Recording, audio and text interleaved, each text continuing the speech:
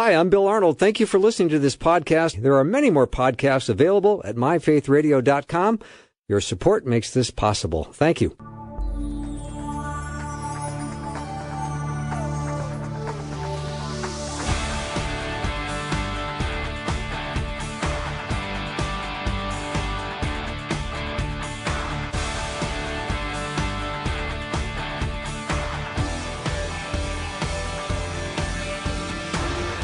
And a warm welcome to the afternoon show. I'm Bill Arnold, and today, which I'm looking forward to, we're going to be joined by Dr. Rebecca Rhee. We're going to talk about 1 Kings chapter 17. We're going to frame it as the challenge of receiving, I think, which is a very appropriate topic this time of year. And for those of you who have heard Rebecca before, she went to Yale Divinity School and studied Biblical Hebrew. She earned her PhD from Boston University, so she's loves the Hebrew Bible and loves storytelling and loves reading God's Word and teaching it. So we're glad to have her back. Rebecca, I'm looking forward to this study in 1 Kings 17. I am too. I really have enjoyed it. It's been one of the ones I've wrestled with more than some of the others. So I'm glad that I finally got to a place where I managed to get something out of it that's, I think, a little substantial. Well, my intrigue is high when you say things like that. So I'm really curious to find out why you struggled. So how do you want to go about it today? Should we, I know you like to read the entire chapter. Is that how we should start? Yeah, I'm just going to say, just to preview that reading, it's, we tend to think, especially at Christmas time, that the act of receiving is a rather straightforward thing. Someone offers you a gift and you reach out your arms and you take it, right? But sometimes it doesn't take long to realize that receiving is not straightforward at all. Sometimes we get things we don't need or want. Sometimes what we do get doesn't feel like enough to get us through. And sometimes we receive things that lead to anguish and struggle. Mm-hmm. So who we are as receivers is constantly changing depending on our circumstances. Ooh, already a lot of wisdom there, Rebecca. So today I wanted to look at a story about receiving, specifically receiving from God, which is something I think we all want to know a little more about, I believe. Mm-hmm. And aside from God, the story has two main characters, which is Elijah the prophet, and then a nameless widow he comes to live with during a time of drought. So I'm going to read an abridged version of 1 Kings 17. Now Elijah the Tishbite said to Ahab, "As the Lord of God, the God of Israel lives, before whom I stand, there shall be neither dew nor rain these years, except by my word." And the word of the Lord came to him, "Depart from here and hide yourself by the brook Kerit, which is east of the Jordan. You shall drink from the brook, and I have commanded the ravens to feed you there." So he went and lived by the brook Kerit, that is east of the Jordan. And the ravens brought him bread and meat in the morning, and bread and meat in the evening, and he drank from the brook. And after a while the brook dried up, because there was no rain in the land. Then the word of the Lord came to him, "Arise, go to Zarephath, and dwell there. Behold, I have commanded a widow there to feed you." So he arose and went to Zarephath. And when he came to the gate of the city, behold, a widow was there gathering sticks. And he called to her and said, "Bring me a little water in a vessel, that I may drink." And as she was going to bring it, he called to her and said, "Bring me a morsel of bread in your hand." And she said, "As the Lord your God lives, I have nothing baked, only a handful of flour in a jar and a little oil in a jug. And now I am gathering a couple of sticks that I may go in and prepare it for myself and my son, that we may eat it and die." And Elijah said to her, "Do not fear. Go and do as you have said. But first make me a little cake of it and bring it to me, and afterward make something for yourself and your son. For thus says the Lord, the God of Israel, the jar of flour shall not be spent, and the jug of oil shall not be empty until the day that the Lord sends rain upon the earth." And she went and did as Elijah said, and she and he and her household ate for many days. The jar of flour was not spent, neither did the jug of oil become empty, according to the word of the Lord that he spoke by Elijah. After this, the son of the woman, the mistress of the house, became ill, and his illness was so severe that there was no breath left in him. And she said to Elijah, "What have you against me, O man of God? You have come to me to bring my sin to remembrance and to cause the death of my son." And he said to her, "Give me your son." And he took him from her arms and carried him up into the upper chamber where he lodged and laid him on his own bed. And he cried to the Lord, "O Lord my God, have you brought calamity even upon the widow with whom I sojourn by killing her son?" Then he stretched himself upon the child 3 times and cried to the Lord, "O Lord my God, let the child's life come into him again." And the Lord listened to the voice of Elijah, and the life of the child came into him again, and he revived. And Elijah took the child and delivered him to his mother. And Elijah said, "See, your son lives." And the woman said to Elijah, "Now I know that you are a man of God, and that the word of the Lord in your mouth is truth." Wow. That is 1 Kings chapter 17, and it was read by Dr. Rebecca Rhee, as she's going to teach on it now. That's the English Standard Version, if anybody's interested. So the way I want to dig into this story is to point out 2 contrasts between Elijah and the widow, and then 1 symmetry. And in each case, whether it's a contrast or a symmetry, Elijah and the widow have something to teach us about how we might be wiser, better receivers in our lives. So let's start with the first contrast. And the first contrast has to do with their experience with food. So after Elijah delivers a very negative word to King Ahab, God tells him to hide by the brook Kerit and wait for the birds to feed him. And then quite miraculously, he's fed by ravens bread and meat twice a day, and he drinks from the brook. And to my mind, this is pretty hearty fare. I mean, you're not doing too bad with some bread and some meat twice a day that Elijah receives. But it's very short-lived because the brook dries up and Elijah has to move on. And I was talking to my former Hebrew professor, and she pointed out to me that it's a very unkosher thing that's going on here because ravens are birds of prey and they are unkosher. Yeah. But, God does what he wants to do, and he feeds how he wants to feed. So he provides through this means. My thought was, how appetizing is this food if it's brought to you by a bird? Well, especially if it's considered like an unclean bird, right. A bird, right? Yeah. So in contrast to Elijah, the widow has had a traumatic time of it. Day by day, she sees her provisions getting smaller and smaller until there's nothing left to go around, just a mouthful for her and her son. And when her miracle of food comes, it is meager fare compared to bread and meat, but it lasts much longer and feeds her whole household plus Elijah.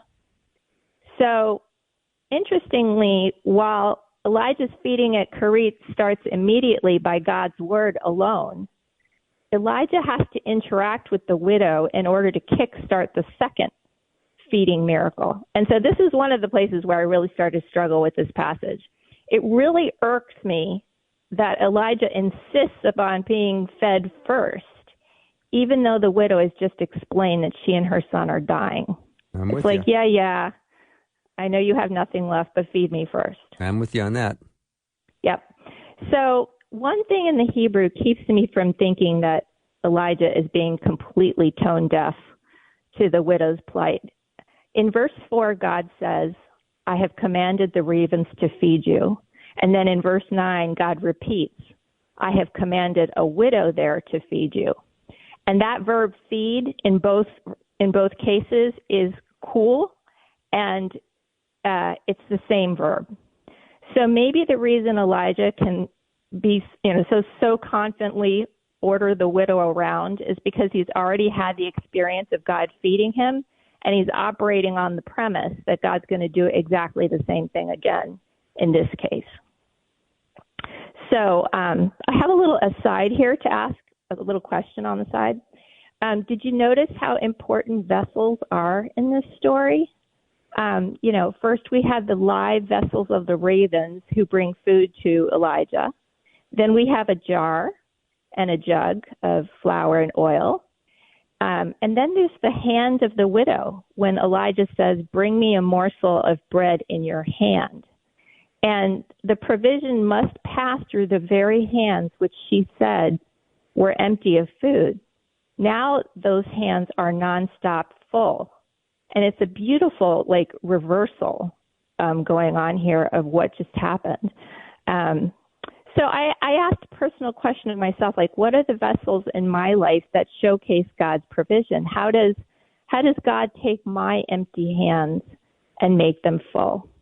And I pondered that question for a while, and I can give you an illustration from my own life, which is this. When I was a doctoral student studying Hebrew Bible stories, I became very, very interested in direct speech. And what I mean by direct speech is what Bible characters actually say between quotation marks. And when I was writing my 300-page dissertation, I did a lot of research on linguistic theory, which is to see how different forms of languages actually work. And then the ironic thing is after I finished my PhD, I had a baby whom we learned had autism when he was only 16 months old. So he did not speak until he was 5.5 years old, and only with a huge amount of therapy and prayer. So I did not hear mama for years. And it literally broke my heart to be around people whose kids could talk, because I had all of this academic knowledge on language, but I could not get my own son to speak. And now that he's 11, the picture has changed because it has been slow and steady work, but he has way more language at his command, though he still suffers from significant deficits. Do his father and I wish that we had miraculous meat and bread kind of language? Of course we do. Do we still experience heartache when we're around typical children? Yes. But the flour and the oil have not run out. In small amounts, the language keeps coming for my son as the people God has commanded to help him keep pouring into him. And so this is where I want to generalize the question about from my life into everyone out there maybe who's listening. We have to ask ourselves, are we remembering to be thankful for the ongoing little things that God provides, the cake of flour and oil? Or do we sometimes get discouraged that the provision is not flowing more freely like we want? What is our attitude going to be? Gratitude and faith that more is coming is in fact just around the corner by God's command? Or is it going to be fear and complaint because it just looks like crumbs and dribbles because we're walking by sight, as Paul says in 2 Corinthians 5:7. So that's a little question I just want to throw out there. Such a solid question and such a great point. And I think all of us, including myself and Wyatt and everyone listening, have just reached a point of conviction because we've asked ourselves that question. Mm. And, I don't think you're necessarily a bad person if you feel fatigue and you feel doubt when all you're getting is, the cake of flour and oil, because that's not what people normally subsist on long term. There have been times in my life that have been very difficult where I'm waiting and waiting and waiting for God to punch through. And I tell him things like, I'm very grateful that you allow me to walk on water, but this is not my natural habitat. Mm-hmm. And so, while we want to remain faithful and it really takes having a circle of people around you to help you remain grateful and faithful, we also have to have some mercy on ourselves and recognize that it's also part of the human experience to get tired and to have our doubts when the provision takes a long time coming. Yeah, so well said. Dr. Rebecca Rhee is my guest. We're going to take a little break. When we come back, we're going to continue our study in 1 Kings chapter 17. We'll be right back.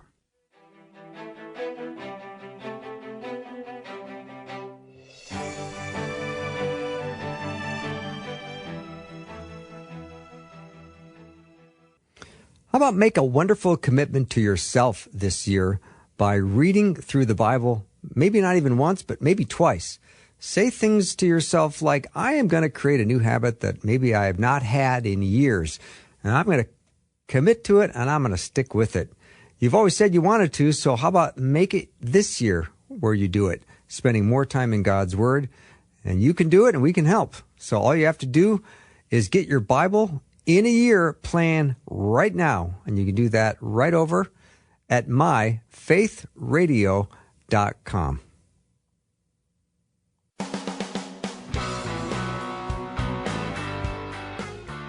Welcome back to the show. Dr. Rebecca Rhee is my guest. We are in 1 Kings chapter 17, and I must admit, Rebecca, my brain did hit a detour when you said, what are your vessels that God is supplying you through? I think that's how you said it. Did I get that right? You're basically saying, where are the places Yes. that are like a stage with a spotlight where we either see that provision or we don't? Yes, exactly. And I've been thinking about that. But anyway, I can process that more later after the show. I know we have to get back to the business at hand. So thank you for that. Well, it might come up later in our application section at the end, so we'll see about that. I'll be paying attention. So I told you that we wanted to look at two contrasts and one symmetry between Elijah and the widow. So let's talk about the second contrast between Elijah and the widow. And that involves how Elijah sees the widow of Zarephath versus how she sees herself. And because he is privy to God's word, Elijah sees this mistress of the house as a source of life-giving food, while she thinks she's a dead woman. And it's really dramatic. She has no idea how close she is to a breakthrough. She has no idea that God has commanded her to mediate a miracle. And she has no idea how concerned the God of Israel is for her and her household. And a few years back, I was reading a book by John Eldredge, who is a counselor and a writer, called Walking with God. And he introduced to me a concept called agreements. Now, agreements are a phenomenon that happens when we're struggling and a bad thought worms its way into our head. And we not only let it in, but we unconsciously start to nurture it. So we think, well, I'll never get out of this place. And so we agree with that. Or the worst is yet to come, and we agree with that. Or I'm alone, I'm a loser. You know, they come at us fast and furious, these dark thoughts, and we, without realizing it, put out our hand and handshake with them. We collaborate with them. We agree with them. It seems like we're living in this broken world, and we ourselves are so broken. It's so much easier to fall into an agreement than actually fight for the truth, to even recognize the truth, to say, you know, I got to search the scriptures, and I got to replace this agreement with something that's true. I've got to pray. I've got to talk to somebody that I trust. I've got to fight for my well-being. It's much harder to do that in this dark world. And so when the widow's son unexpectedly dies, the truth of what the widow has agreed to comes out. And she says, "What have you against me, O man of God? You have come to bring my sin to remembrance and to cause the death." Literally, she says, "and to kill my son." Now, no matter how long we've been Christians and how fervently we may confess that our sins have been forgiven by Jesus, I think many, if not most of us, still operate under the same agreement as the widow. You're going to pay for the past. You're still on the hook for it, and God will see to it that you are punished for it in one way or another. Wow, that's a very profound point you just made. I think a lot of us just plain, it seems like the snap conclusion that we come to day by day. Mm-hmm. So personally for me, my ongoing struggle is to grasp just how secure I really am in God's care. All kinds of statements come to me in my head that want me to agree with them about how unsafe I am, how vulnerable to catastrophe. I'm a catastrophic thinker. Me too. And if you go to my website where I talk a little bit about my past, I was a victim of severe childhood abuse, which left me battling PTSD very badly. And as I said before, that manifests itself as never really feeling 100% safe, or sometimes feeling like if something good happens to me, I'll have to pay for it later when the other shoe drops. So it's a very uncomfortable place, and it's a place where it's a battleground for agreements in my head. So when catastrophe strikes, we discover what we really believe about God and what we really believe about ourselves way down. Maybe you're somebody that feels guilty, like you don't deserve to be happy. So God's going to, she said, you've killed off my son. Maybe you think God's going to kill off your dreams or your future or your joy because you don't deserve any of that. And you think God has something against you. Yeah. I know sometimes I've done that when my son's autism feels like it's too much to bear. Mm-hmm. Rebecca, I'm taking some notes here, and I got to go back and have you repeat something. Catastrophe strikes. When catastrophe strikes, we discover what we really think about God? Yeah, and ourselves, what we really, truly believe. Yeah. Because the two are linked. It's not like God is in the abstract. It's who is God to me? Uh-huh. Who am I to God? So that catastrophic thinking brings us to point number 3, which is the one place where the widow and Elijah seem to agree. And that is, both the widow and the prophet agree that the boy's death is undeserved and is an act of God, not a natural or a neutral event. Both of them take the boy's death extremely personally. So we've already said how the widow sees it as payback for her past sins, right? Mm-hmm. But what about Elijah? Let's reread what he says in verse 20. He says, "O Lord my God, have you brought calamity even upon the widow with whom I sojourn by killing her son?" Now, in Hebrew, that phrase, "have you brought calamity," is hare otah, and that literally means do evil. Have you done evil to bring upon the widow? Have you brought evil upon the widow with whom I'm staying? That's the question. He's actually questioning God's goodness and integrity regarding someone who has only done what she was supposed to do in hosting Elijah. Mm-hmm. And furthermore, you can hear Elijah's language starting to mirror hers when he too uses the kill verb to describe the boy's manner of death. So she says, "You've killed my son," and he says to God, "You've killed her son." So they're agreeing with this. And if we listen closely, we can hear just how horrified and flabbergasted Elijah, the mighty but utterly human prophet, might really be. And you kind of compare this to the beginning of the chapter, like how a lofty place that he occupied versus where he is right now. So in the beginning, he foresaw and announced the drought to King Ahab, check. And then he fled to the brook Kerit and was fed by the ravens, check. And then he commanded the widow to turn over all she had to him first to kickstart a feeding miracle, check. The food has been flowing, but you know what has dried up? The boy's breath. So the storyteller could have simply said, "and the boy died," in verse 17, but instead he says there was no breath left in him. This boy, her precious boy, is the one vessel that goes empty, that dries up. Now, as far as we know, Elijah has never seen this before. And as far as we know, God never spoke a word about it to him beforehand.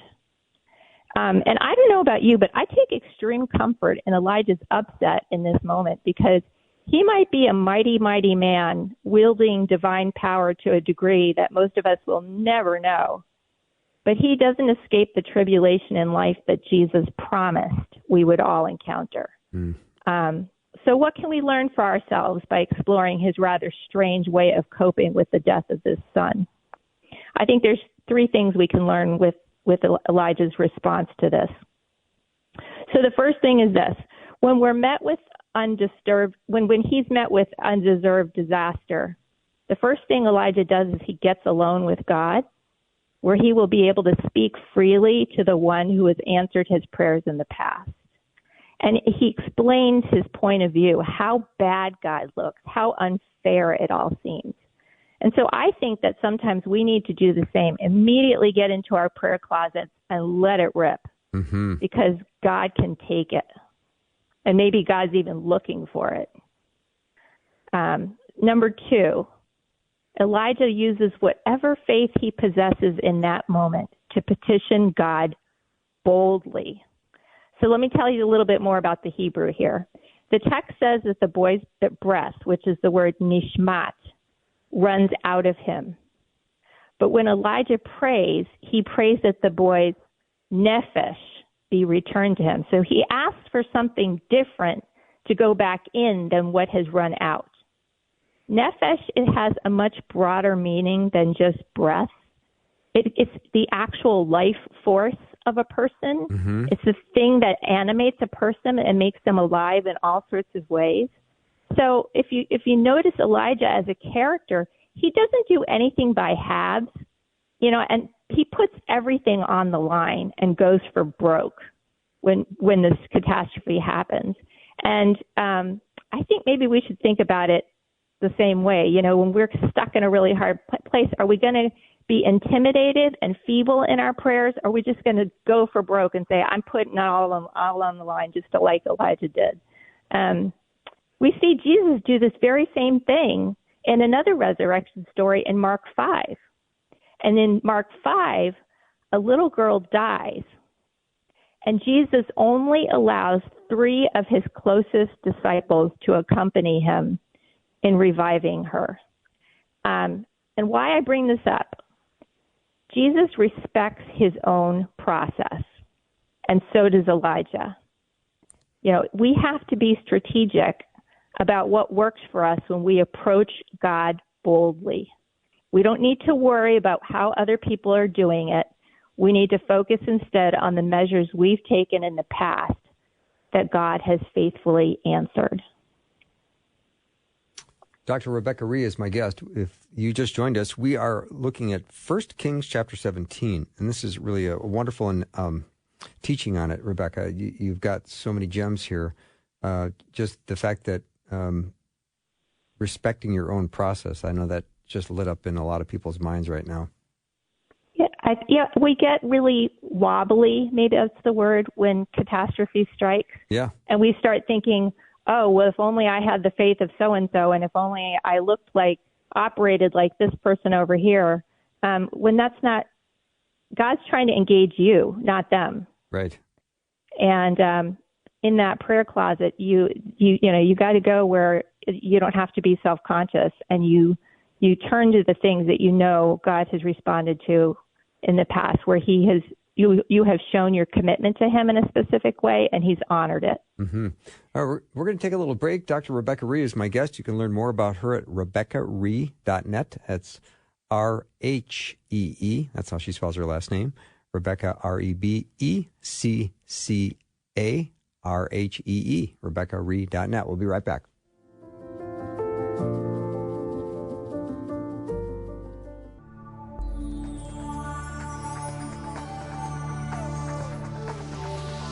It's the afternoon show with Bill Arnold. Prime time, drive time. Let's get it started. Jump in your car. Yeah. What's for dinner? Hey. It's the afternoon show with Bill Arnold. If you did just jump in your car, you have missed some really great points that we're learning from 1 Kings chapter 17 from Dr. Rebecca Rhee. And Rebecca, I'm just going to recap a couple of these because I wrote them down, took some notes. And one of the things you were saying, if you have experienced an undeserved disaster, it may be wise, like Elijah did, just to get alone with God and speak freely.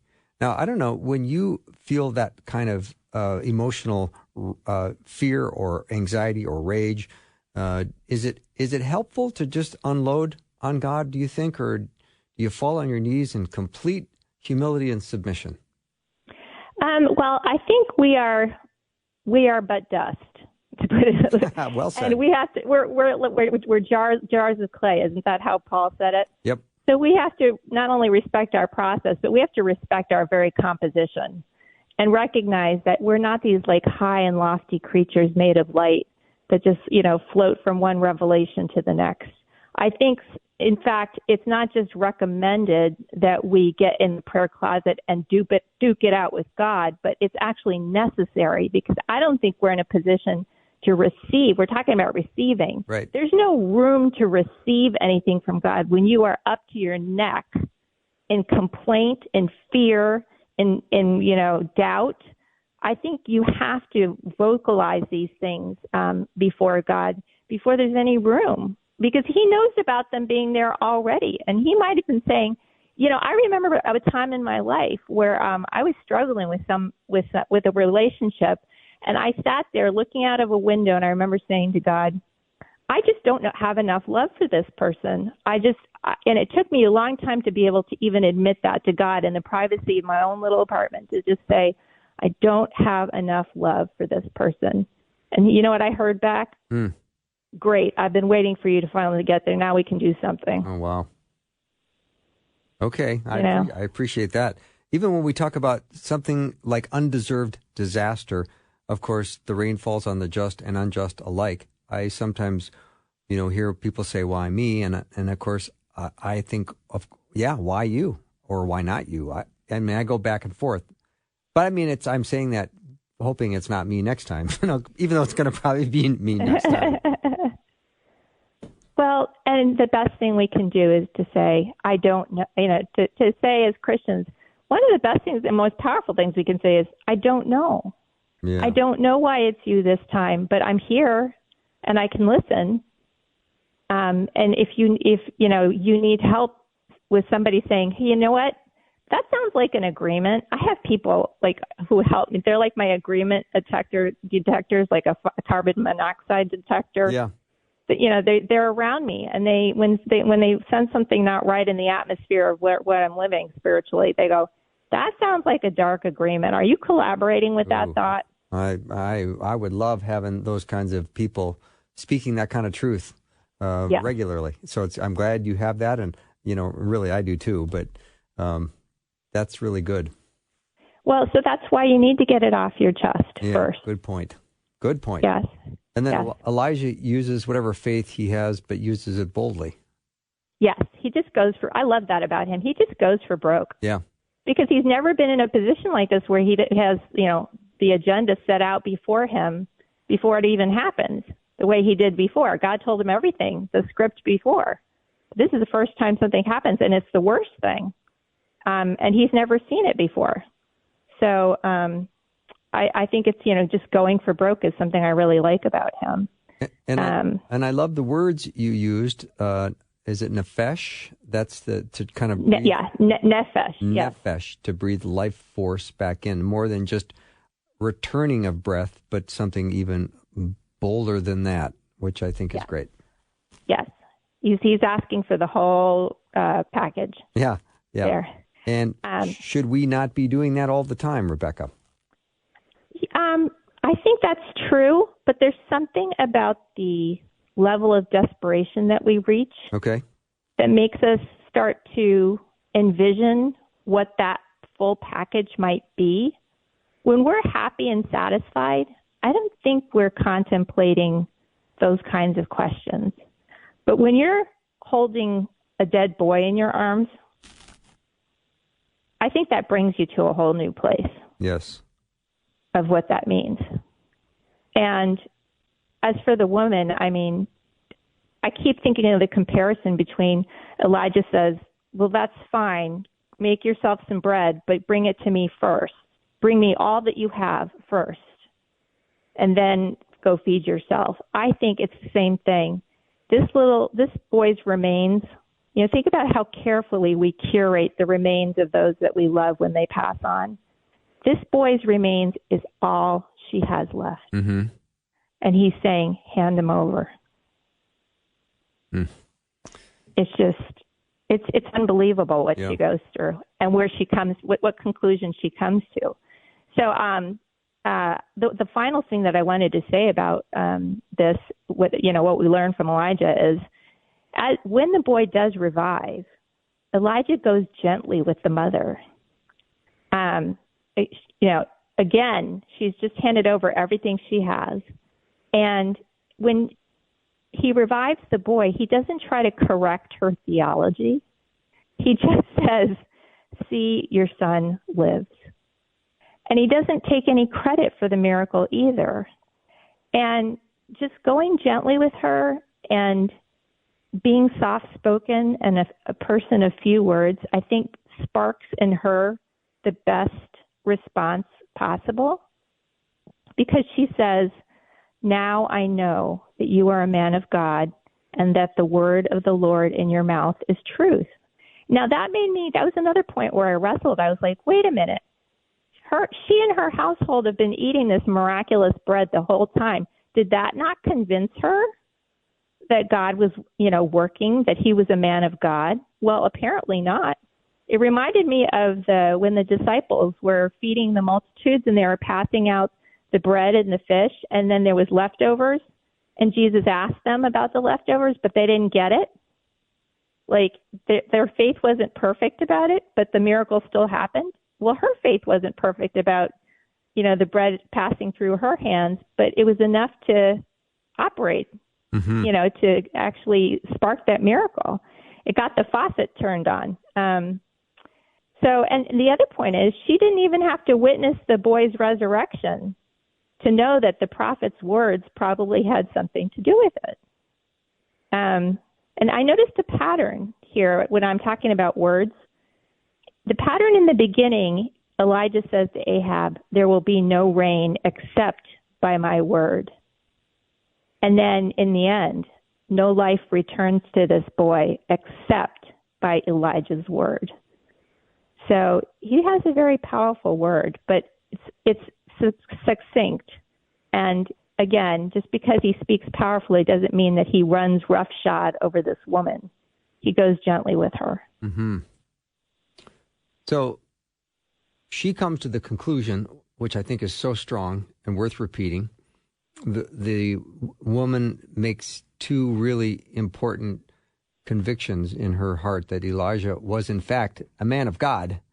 And, yes. And I think this next one is one I think is even more amazing, and that is she comes to understand that the word of the Lord is truth. Yes. As mediated by Elijah, that actually human beings can do that. Mm-hmm. This human being, anyway. Yeah. And that everything she was saying before about you've come here to do payback, like that's all wrong. That she just, in saying the word in your mouth is truth, she just cracked and fractured that agreement that she had made with the dark voice in her head. Mm-hmm. That's a renunciation of a bad agreement. Yeah, that's very interesting. I want to talk a little bit more about the bad agreement. And also, I got some other questions for you. Dr. Rebecca Rhee is my guest. We're in 1 Kings chapter 17. What an amazing story. We'll be right back.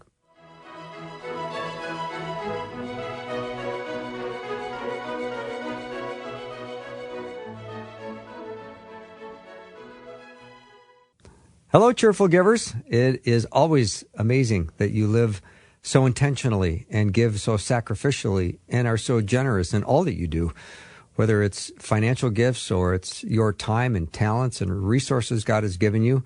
You are making an incredible difference for the kingdom. And kingdom advances through prayer and giving. And we don't want to have the year end without inviting you to make that end of the year tax tax-deductible gift to help support Faith Radio. Your gift right now keeps us spreading the good news in front of a lot of people. So thank you for giving by clicking the link in the show notes or giving at myfaithradio.com. Thank you so much.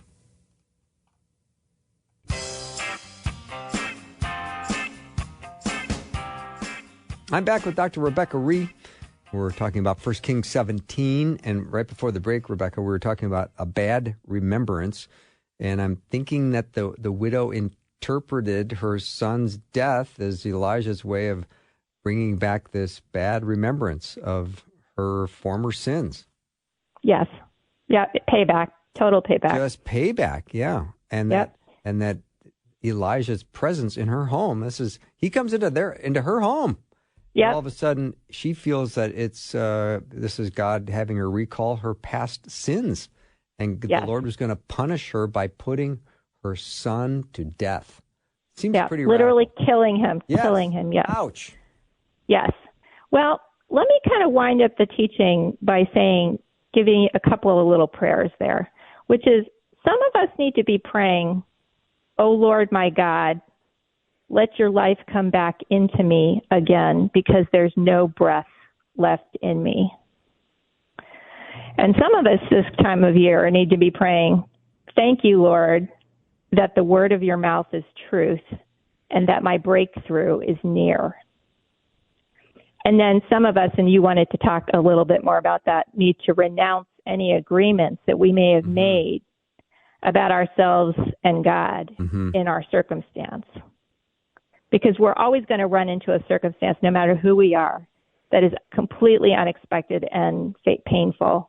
But God is going to give us that ongoing flow of faith to get through it. Mm-hmm. And Rebecca, you said something which I know resonated with many people driving home right now in their car, and that is your breakthrough is near. Because that's a lot of kind of situation a lot of people are in right now. They're in need of a breakthrough. Yes. Well, and again, she had no idea just how near it was. She didn't have a clue. She probably was thinking things are getting worse, not closer to a breakthrough.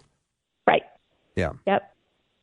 So when we look at the miracle of the flour, the bowl of flour that was never exhausted, or the jar of oil that never became empty, how do we think about that?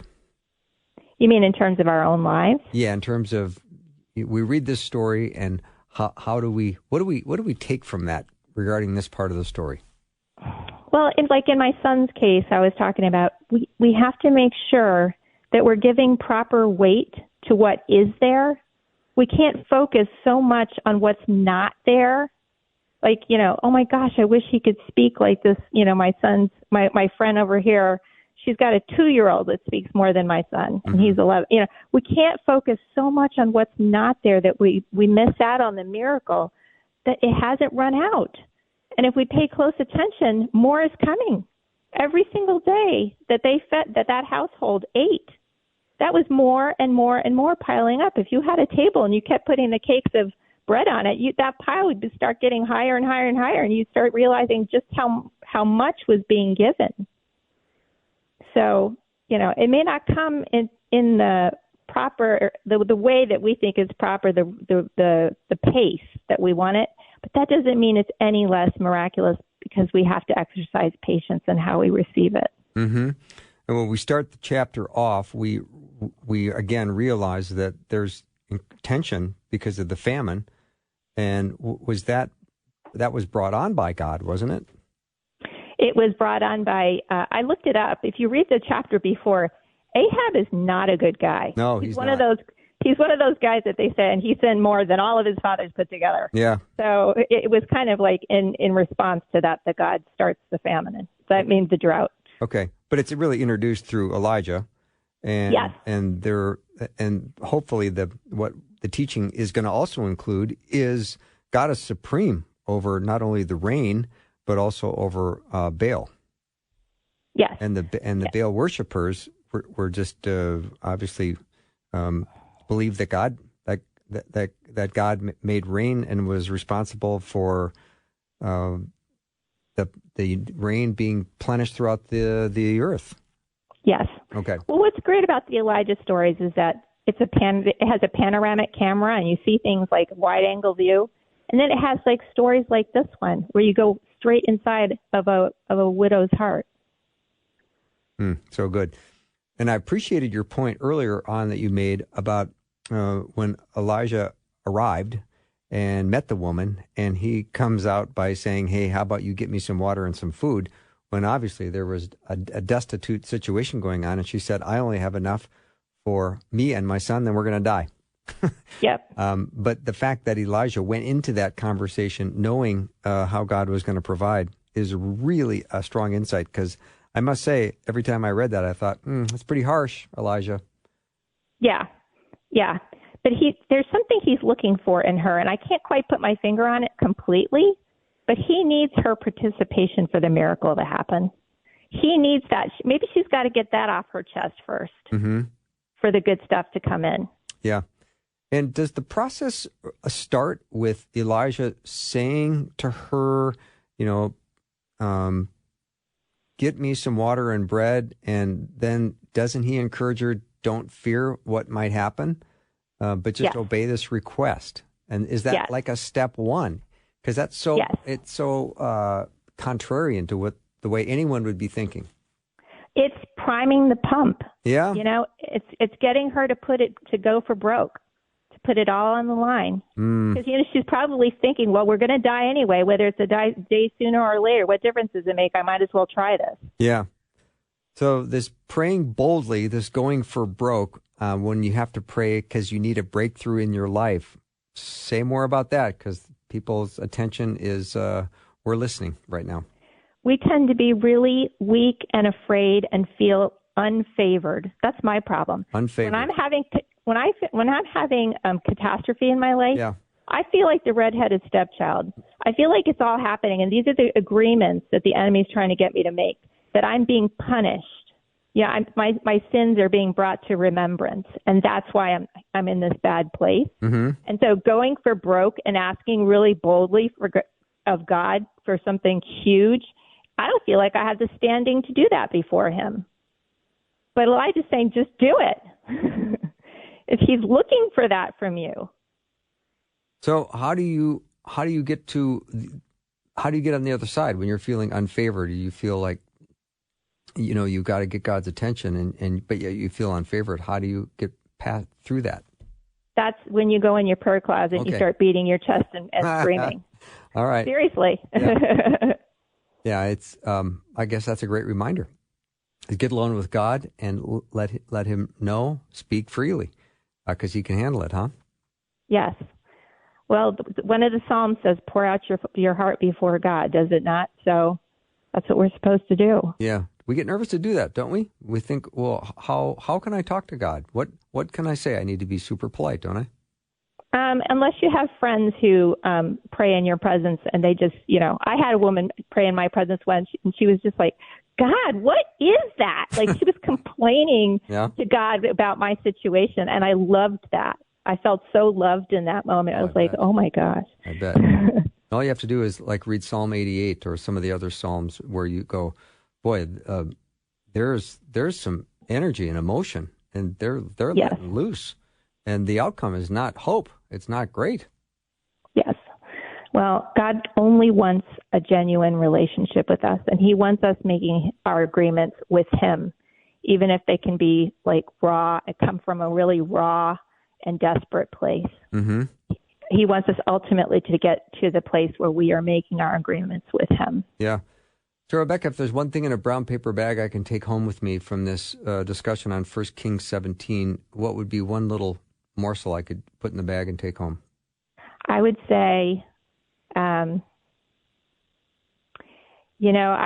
pay attention, because God may have commanded something concerning you, and it's may about to emerge. Ooh, I like that. Or assume God has commanded something concerning you that is about to emerge. Mm-hmm. All right. I like that very much. So, Rebecca, thank you again for all the study and prep time you do and the teaching on 1 Kings 17. If you missed any of this, I encourage you to go to the podcast and hear it from the beginning, because you will be blessed by it. I hope you and your family have a glorious and merry and happy Christmas. Thank you. You bet. Always great to be with you. Rebecca Rhee has been my guest. You can learn more about her at her website, RebeccaRhee.net. That's RebeccaRhee.net. She has a newsletter that you can sign up for free and get a sample of her writing that comes regularly to your mailbox, your email box, and you will love it. That's our show for the day. Thanks for spending time with me, and I so appreciate you, and I appreciate that you spend time here at Faith Radio with us. Have a great night. I'll see you tomorrow.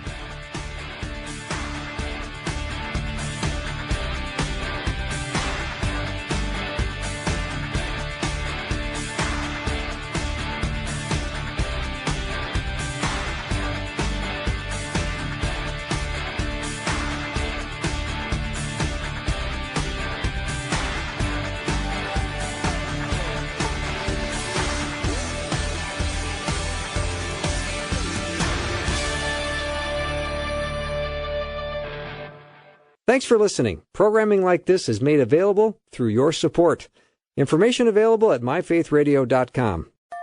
A mysterious star in the sky. It's bright like one and shines like one. A baby lying in a manger. There he is, after all this time. And a fulfilled promise. You will bear a son, and you shall call his name Jesus. In Fulfillment is a biblical audio drama, and we want you to hear the story of Christmas in a brand new way. Over 40 voice actors, sound effects, and the fulfilled moments of Jesus' life. Search In Fulfillment wherever you listen to podcasts